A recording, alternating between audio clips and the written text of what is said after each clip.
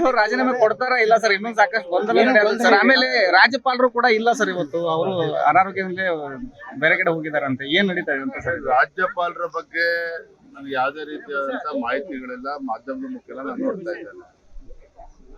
ಆದ್ರೆ ಮಾನ್ಯ ಮುಖ್ಯಮಂತ್ರಿಗಳು ಇವತ್ತು ರಾಜೀನಾಮೆ ಕೊಡ್ತಾರೆ, ರಾಜ್ಯಪಾಲರ ಒಂದು ಸಮಯವನ್ನು ಕೂಡ ಕೇಳಿದ್ದಾರೆ ಅಂತ ಚರ್ಚೆಗಳನ್ನೇ ನಡೀತಾ ಇತ್ತು.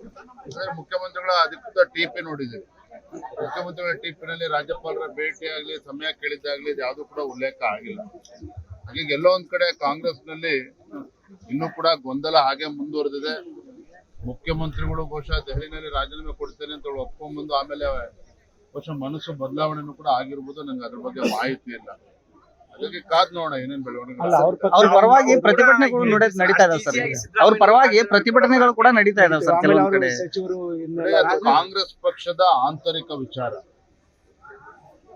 ಪ್ರತಿಭಟನೆ ಮಾಡಿಸ್ಕೊಳ್ತಾರೋ ಪ್ರತಿಭಟನೆ ಅದ್ರ ಬಗ್ಗೆ ನಾವು ಯಾವ್ದು ಕೂಡ ತಲೆ ಕೆಡಿಸ್ಕೊಂಡಿಲ್ಲ. ಆದ್ರೆ ಒಂದಂತೂ ಸತ್ಯ, ಕಳೆದ 1 ವರ್ಷದಿಂದ ಕಾಂಗ್ರೆಸ್ ಸರ್ಕಾರದ ಆಂತರಿಕ ಕಚ್ಚಾಟದಿಂದ ಆಡಳಿತ ಕುಸಿದಿರ್ತಕ್ಕಂಥದ್ದು ಸತ್ಯ. ರೈತರು ಇವತ್ತು ಪರದಾಡ್ತಾ ಇದ್ದಾರೆ. ರಸಗೊಬ್ಬರ ಕೊರತೆಯನ್ನ ಉಂಟು ಮಾಡ್ತಕ್ಕಂಥ ಕೃತಕ ಅಭಾವದ ಸೃಷ್ಟಿ ಮಾಡೋದಕ್ಕೆ ಹೊರಟಿದ್ದಾರೆ. ರೈತರ ಸಮಸ್ಯೆ ಕೇಳೋದಕ್ಕೆ ಆಗ್ತಾ ಇಲ್ಲ. ಯುವಕರ ಉದ್ಯೋಗವನ್ನ ಭರ್ತಿ ಮಾಡ್ತೇವೆ ಅಂತ ಹೇಳಿದ್ರು ಅದನ್ನು ಕೂಡ ಪೂರೈಸೋದಕ್ಕೆ ಆಗಿಲ್ಲ. ಇವತ್ತು ಮುಖ್ಯಮಂತ್ರಿ ರಾಜೀನಾಮೆ ಕೊಡ್ತಾರೆ ಅಂತೇಳಿ ಅವರೇ ತೀರ್ಮಾನ ಮಾಡಿದಂತ ಸಂದರ್ಭದಲ್ಲೂ ಕೂಡ ಗೊಂದಲಗಳು ಸೃಷ್ಟಿಯಾಗಿದೆ. ಪ್ರತಿಭಟನೆ ಏನಾಗ್ತದೆ ಎಲ್ಲವೂ ಕೂಡ ಕಾದ್ ನೋಡೋಣ. ನೀವು ಕೂಡ ಹೇಳಿದ್ರಿ ಸರ್, ಸಿದ್ದರಾಮಯ್ಯನವರು ಅಷ್ಟು ಈಸಿಯಾಗಿ ಬಿಟ್ಟು ಕೊಡಲ್ಲ ಅಂತೇಳಿ. ಇದು ವಾತಾವರಣ ನೋಡಿದ್ರೆ ಹಾಗೆ ಅನ್ಸುತ್ತಾ ಸದ್ಯಕ್ಕೆ? ಇವತ್ತಿನ ಬೆಳವಣಿಗೆಗಳನ್ನ ನೋಡ್ತಾ ಇದ್ರೆ ಅಷ್ಟು ಬೇಗ ಅಥವಾ ಸುಸೂತ್ರವಾಗಿ ಸಮಸ್ಯೆಗೆ ಪರಿಹಾರ ಆಗ್ತದೆ ಅಂತ ನಮಗಂತೂ ಕಾಣ್ತಾ ಇದೆ. ದೆಹಲಿಯಲ್ಲಿ ಮಾತನಾಡೋದು ಬೇರೆ, ಹೈಕಮಾಂಡ್ ಅಲ್ಲಿ ಇಲ್ಲಿ ಮಾತನಾಡೋದು ಬೇರೆ. ನೋಡೋಣ ಎಲ್ಲವೂ ಕೂಡ ಬಿಟ್ ಕೊಡಲ್ಲ ಅಂತೀರಾ ಸರ್ ಹಾಗಾದ್ರೆ ಸಿದ್ದರಾಮಯ್ಯ? ಅದ್ರ ಬಗ್ಗೆ ನಾನು ತೀರ್ಮಾನ ಮಾಡಕ್ ನಾನು ಯಾರು? ಅಲ್ಲ, ಬೆಳವಣಿಗೆಗಳು ನೋಡಿದ್ರೆ sir, it's the internal issue of the Congress party and the Congress high command.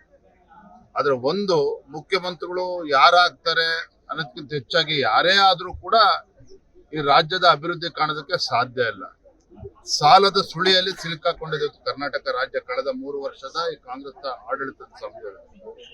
ಹಾಗಾಗಿ ರಾಜ್ಯದ ಪರಿಸ್ಥಿತಿ ಬಗ್ಗೆ ನಾವು ತಲೆ ಕೆಡಿಸ್ಕೊಂಡಿದ್ದೇವೆ ವಿನ ಯಾರು ಮುಖ್ಯಮಂತ್ರಿಯಾಗಿ ಆಗ್ತಾರೆ ಏನು ಅದ್ರ ಬಗ್ಗೆ ನಾವು ಚರ್ಚೆ ಮಾಡ್ತೇವೆ. ಜಿಲ್ಲಾ ಮಟ್ಟದ ಪ್ರಶಿಕ್ಷಣ ವರ್ಗ ರಾಜ್ಯದ ಎಲ್ಲಾ ಜಿಲ್ಲೆಗಳಲ್ಲೂ ಕೂಡ ನಡೀತಾ ಇದೆ. ಬಹುತೇಕ 14-15 ಜಿಲ್ಲೆಗಳ ಪ್ರಶಿಕ್ಷಣ ವರ್ಗಗಳು ನಡೆದಿದ್ದಾವೆ. ನಮ್ಮ ರಾಷ್ಟ್ರೀಯ ಅಧ್ಯಕ್ಷರು ನಿತಿನ್ ಅಭಿಜಿ ಅವರು ಜವಾಬ್ದಾರಿಯನ್ನು ಸ್ವೀಕಾರ ಮಾಡಿದ ನಂತರದಲ್ಲಿ ಅವರು ಘೋಷಣೆ ಮಾಡಿರ್ತಕ್ಕಂಥ ಪ್ರಥಮ ವಿಚಾರ ಏನಪ್ಪಾ ಅಂತ ಹೇಳಿದ್ರೆ, ತಾಲೂಕು ಮಟ್ಟದಲ್ಲಿ ಮತ್ತು ಜಿಲ್ಲಾ ಮಟ್ಟದಲ್ಲಿ ಇಡೀ ದೇಶದಲ್ಲಿ ಪ್ರಶಿಕ್ಷಣ ವರ್ಗಗಳು ನಡೀಬೇಕು ಅಂತ ಹೇಳಿದ್ದಾರೆ. ಅವರ ಒಂದು ಅಪೇಕ್ಷೆ ತಕ್ಕಂತೆ ನಮ್ಮ ರಾಜ್ಯದಲ್ಲೂ ಸಹ ಜಿಲ್ಲಾ ಪ್ರಶಿಕ್ಷಣ ವರ್ಗಗಳು ನಡೀತಾ ಇದ್ದಾರೆ. ಹಾಗಾಗಿ ನಾನು ನ್ಯೂಸ್ ಫಸ್ಟ್ ನಿರ್ಭೀತಿಯಿಂದ ನಿಮ್ಮ ಪರವಾಗಿ.